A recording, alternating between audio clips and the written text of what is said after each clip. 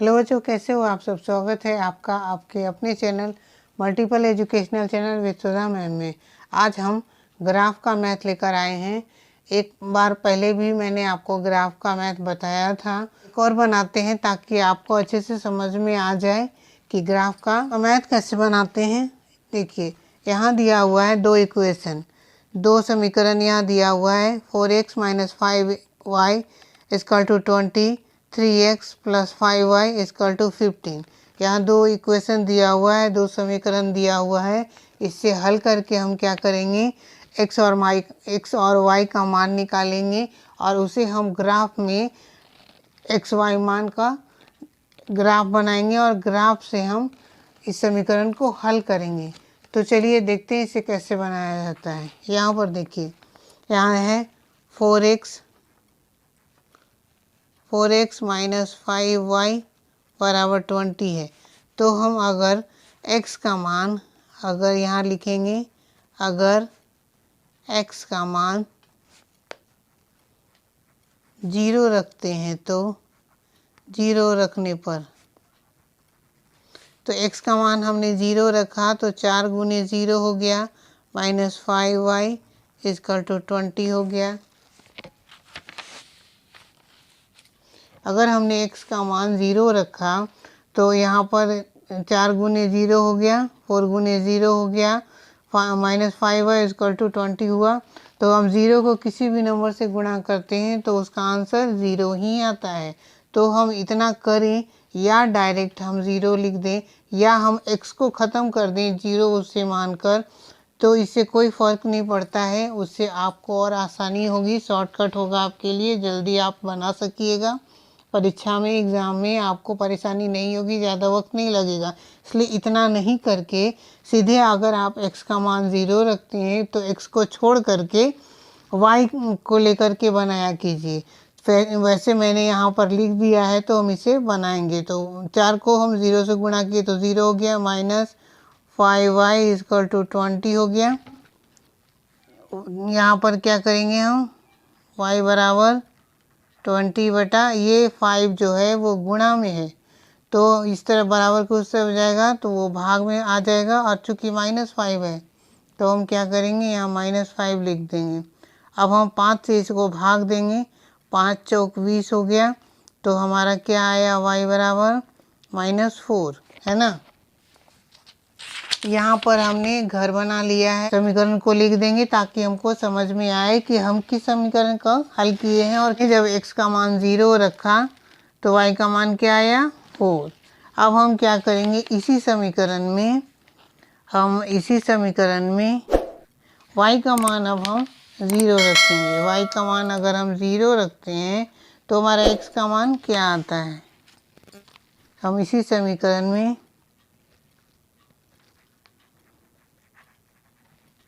यहाँ लिख देंगे। समीकरण में y का मान 0 रखने पर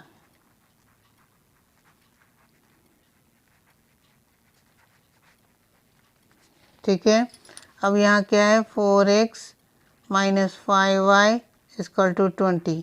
तो मैंने आपको पहले बताया कि अगर जिसका मान 0 रखना है तो उसे गुना भाग करने की कोई ज़रूरत नहीं है, उससे टाइम बर्बाद होता है। इसलिए आप डायरेक्ट 5y को छोड़ दीजिएगा और x को लेकर के चलिएगा। तो यहाँ क्या हो जाएगा, 4x बराबर आते हैं 4x - 5 गुणे हम क्या माने हैं 0 बराबर 20। 4x, अब 5 को 0 से गुणा करेंगे तो -0 ही होगा तो 20 होगा। अब इसलिए क्या होगा, 4x बराबर, यहाँ 0 है तो ये ख़त्म हो गया। 4x बराबर क्या हो गया, 20। इसलिए x बराबर क्या हो गया, 20/4। तो ये 5 बार में कट गया, 5 चौक 20, इसलिए x बराबर क्या आया, 5। अगर हम y बराबर 0 रखते हैं, तो हमारा x का मान क्या आया, 5। हम यहाँ ऊपर जो घर बनाए हैं, सारणी बनाए हैं, इसमें हम लिख देंगे y बराबर हमने 0 माना था तो हमारा x बराबर क्या आया था, 5 है ना। यहाँ कुछ गलत हो गया था, इसे मैंने सुधारा है। यहाँ -4 है। अभी हम यहाँ दूसरे वाले समीकरण को बनाएंगे। यहाँ दूसरा समीकरण है, दूसरा समीकरण लिख दीजिए, कंफ्यूज नहीं होइएगा। यहाँ दूसरा समीकरण क्या है, 3x + 5y = 15 है ना। तो हम यहाँ पर क्या करेंगे, पिछले बार की तरह x का मान हम 0 रखेंगे, तो हम x को हटा देंगे। यहाँ 0 मान हमने रखा। अगर हमने x का मान, अगर x का मान 0 रखने पर, x का मान 0 रखने पर क्या हुआ, 3 × 0 हुआ, तो वो कट करके 0 ही आएगा, इसलिए उतना नहीं करके हम x को छोड़ देंगे, क्योंकि x का मान 0 रखने पर x क्या हो गया, ख़त्म हो गया।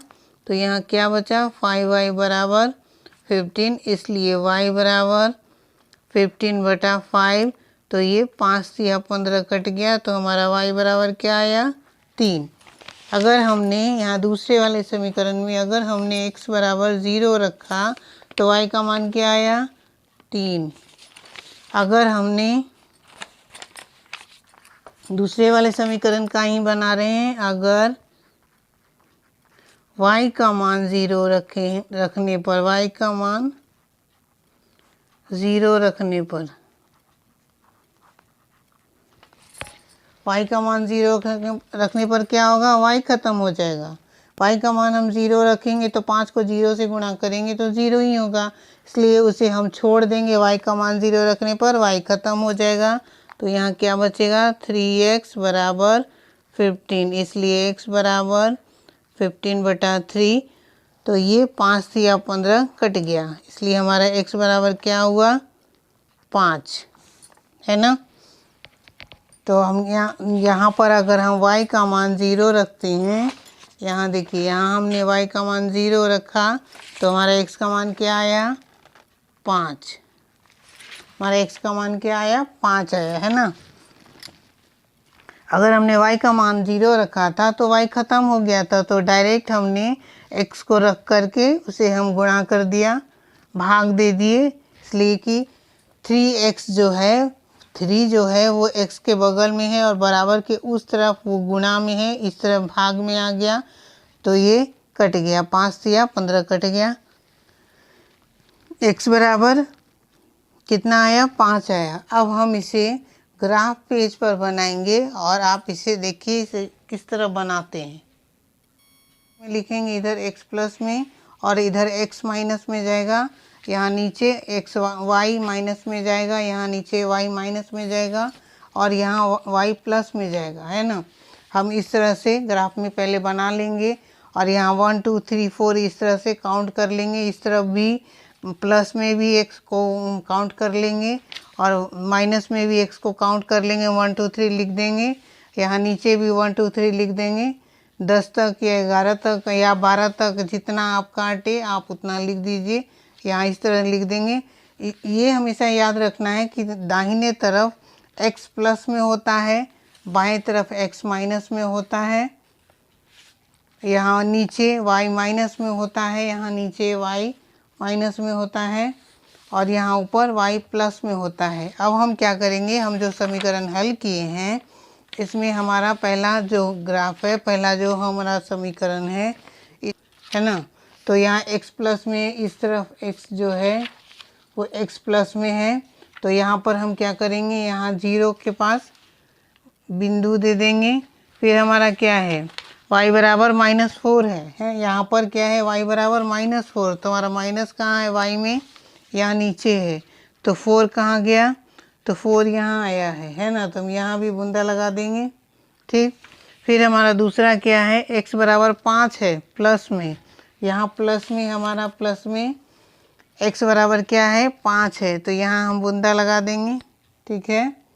अब यहाँ दूसरे में क्या है, y बराबर 0 है प्लस में, तो y क्या है, ऊपर में है, तो यहाँ y बराबर क्या हो गया, यहाँ 0 हो गया।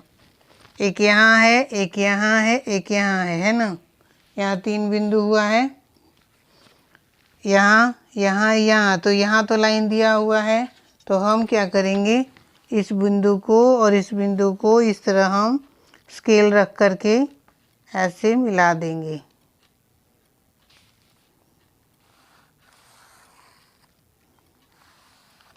इस तरह हम मिला देंगे, ठीक है।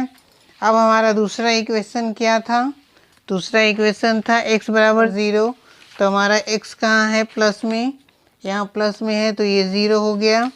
फिर उसके बाद क्या है, y बराबर 3 है, प्लस में है 3, तो y कहाँ है प्लस में, यहाँ ऊपर में है ना, तो इसका 3 हम ले लेंगे यहाँ पर, है ना, ठीक है।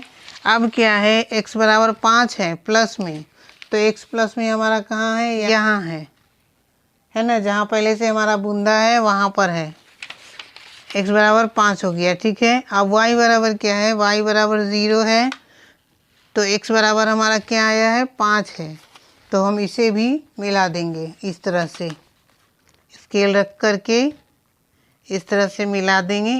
एग्ज़ाम में आपको पेन से नहीं पेंसिल से ही बनाना है, तो इस तरह से हमारा मिल गया, ठीक है। अब हम इस लाइन पर अपनी दोनों इक्वेशन को लिख देंगे, जो समीकरण है उसे लिखेंगे, है ना। ये वाला जो हमने लाइन खींचा वो ये इक्वेशन है, जिसे हमने यहाँ घर बना करके, सारणी बनाकर यहाँ लिखा है ना, x बराबर 0 है तो y बराबर -4 है। अब ये दूसरा वाला इक्वेशन क्या है, यहाँ दूसरा इक्वेशन है ये 3x,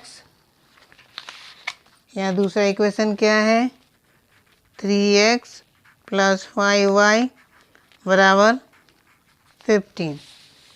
तो ये दोनों इक्वेशन का नाम भी लिखना है, इस तरह लाइन खींचना है और नाम भी लिखना है, और जो पॉइंट मिला है उस पॉइंट का नाम देना है। इस लाइन पर हमारा कौन सा पॉइंट, वो कौन सा बना है, y माइनस में 4 है तो उसे -4 लिख देंगे, और कौन सा है 0 पर बना है तो उसे हम 0 लिख देंगे, यहाँ पर ब्रैकेट के अंदर इस तरह लिख देंगे।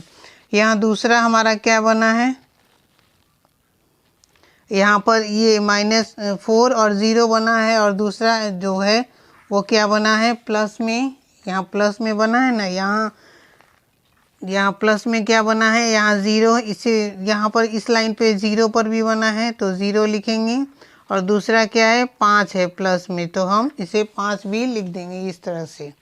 अब यहाँ दूसरा इक्वेशन हमारा जो बना है उसके बारे में भी लिखेंगे, तो दूसरा इक्वेशन कहाँ बना है, यहाँ देखिए दूसरा इक्वेशन कहाँ बना है, y प्लस में बना है, कितना पर, 3 पर, तो 3 लिख देंगे, कॉमा, ये किस लाइन पे बना है, तो 0 लाइन पे बना है। ये हो गया एक इक्वेशन, और दूसरा क्या हो गया, यहाँ पर मिला है इसे हमने लिख दिया, y प्लस में है 3 और 0 पर बना है, और दूसरा कहाँ बना है, x प्लस पर बना है, x प्लस 5 पर बना है, और 0 पर बना है, 0 और x प्लस 5 पे बना है, तो इसे हम इस तरह भी लिख देंगे। आपको लिखना अनिवार्य नहीं है, आप चाहे तो लिख भी सकते हैं और नहीं तो नहीं भी लिख सकते हैं। ये हमारा समीकरण सॉल्व हो गया, ये हमारा समीकरण बन गया, ये हमारा समीकरण बन गया। ग्राफ में इस तरह बनाते हैं, पेंसिल से बनाते हैं, और आप पेंसिल से बनाइएगा एग्ज़ाम में। अगर आप हमारे चैनल पे नए हैं तो प्लीज़ चैनल को सब्सक्राइब कीजिए, लाइक कीजिए, शेयर कीजिए, और हो सके तो कमेंट ज़रूर कीजिए। मुझे उम्मीद है कि आपको ये अच्छे से समझ में आ गया होगा। अगर नहीं समझ में आया तो फिर से मैं दूसरी वीडियो बनाऊंगी और आपको अच्छे से बताऊंगी। तब तक के लिए धन्यवाद।